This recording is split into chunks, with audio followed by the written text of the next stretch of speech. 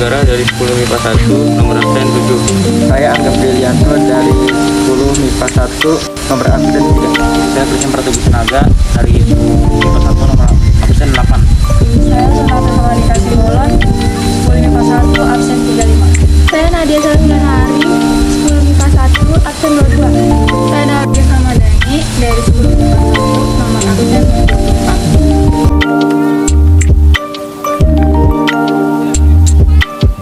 Ciri-ciri virus. Ukuran virus sangat kecil, yakni sekitar 10 hingga 300 milimikron. Virus terkecil memiliki diameter hanya 20 nanometer, lebih kecil dari ribosom. Cara melihat virus. 1. Observasi langsung menggunakan mikroskop elektron dengan ekstra atau sayatan ultralapis dari jaringan makhluk hidup yang terinfeksi. 2. Filtrasi melalui selaput kolodion yang memiliki porositas bertingkat. Virus dilewati melalui serangkaian selaput yang ukurannya berbeda-beda. Ukuran virus dapat diperkirakan melalui selaput yang dilewati. 3. Sedimentasi. Dalam ultrasentrifugasi, partikel virus disuspensikan ke dalam suatu cairan, kemudian partikel akan mengendap. Bentuk tubuh virus. Bentuk tubuh virus terdapat batang, oval, bulat, huruf T. Struktur tubuh virus. Tubuh virus bukan merupakan suatu sel, karena tidak memiliki dinding sel, membran sel, sitoplasma, inti sel, dan organ sel lainnya. Virus berupa partikel yang disebut virion. Selain berukuran sangat kecil, virus juga memiliki sifat seperti benda mati. Mengapa virus dikatakan sebagai makhluk peralihan benda hidup dan benda mati? Sebagai bentuk peralihan antara benda mati dan makhluk hidup, virus sebagai benda mati karena virus dapat dikristalkan.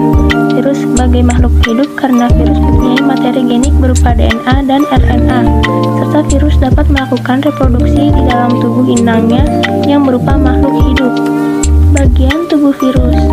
Bagian tubuh virus terdapat kapsid, selubung ekor, dan serabut ekor. Ciri-cirinya aseluler, parasit, ukuran, dan bentuk virus. 5. Reproduksi virus. A. Tahap absorpsi. Bagian ujung ekor virus menempel pada dinding sel bakteri, kemudian akan segera mengeluarkan enzim lisozim untuk melubangi dinding sel inang. B. Tahap penetrasi.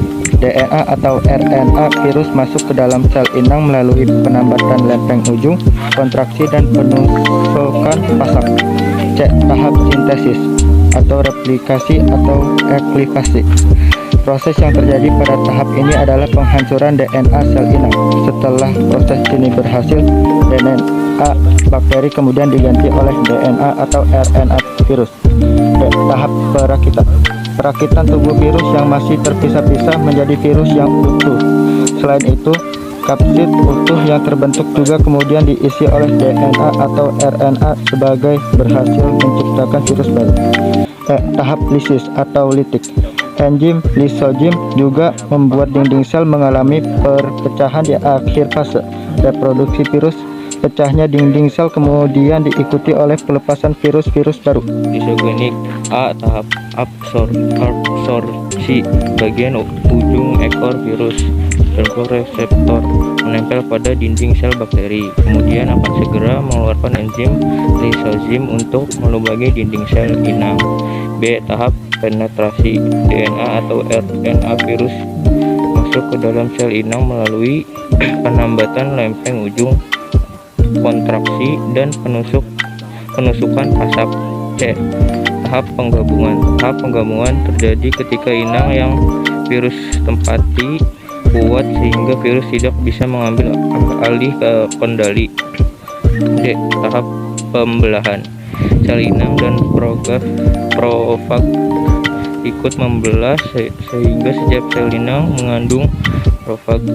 Selama sel inang kuat dan dalam kondisi yang menguntungkan, virus tetap berada dalam bentuk profag.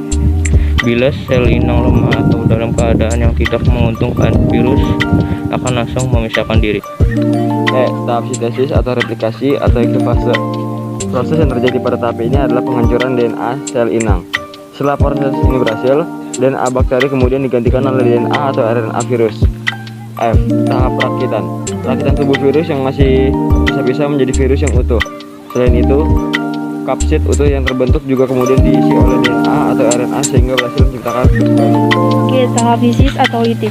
Enzim lisozim juga membuat dinding sel mengalami perpecahan di akhir fase reproduksi virus. Pecahnya dinding sel kemudian diikuti oleh pelepasan virus-virus baru. Sekian, terima kasih.